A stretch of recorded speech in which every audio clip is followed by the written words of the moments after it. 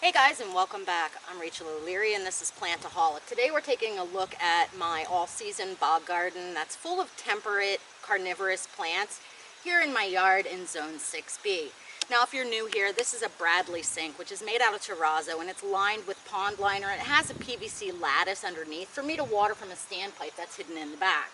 It's planted with North American pitcher plants, sundews, Venus flytraps, and a bunch of companion plants, including things like these orchids. Now, this time of year, we've already had a couple of profound cold snaps. In fact, it's gotten down to almost freezing. In this shallow garden, what that means for it is that the traps and the pitchers aren't looking their best. So I'm going to go through today and do my fall prep. Now, I don't need to do anything to winterize this garden quite yet. I have to wait until a cold, hard frost. But today I'm going to go through and just remove any of the worst affected traps, any that are mostly dead, any that are completely dead, any of the fly traps that are blackened, and really just give it a good haircut and some maintenance before things start to get colder, as these dying traps and dead heads aren't doing the plants any good. Now, I do this every year in preparation of closing the garden.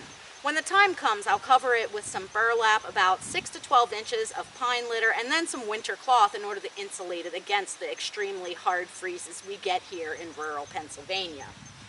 But for now, they're still sort of in the growth season, so I'm just going to trim them up and clean them up in anticipation of this colder weather that's on the way.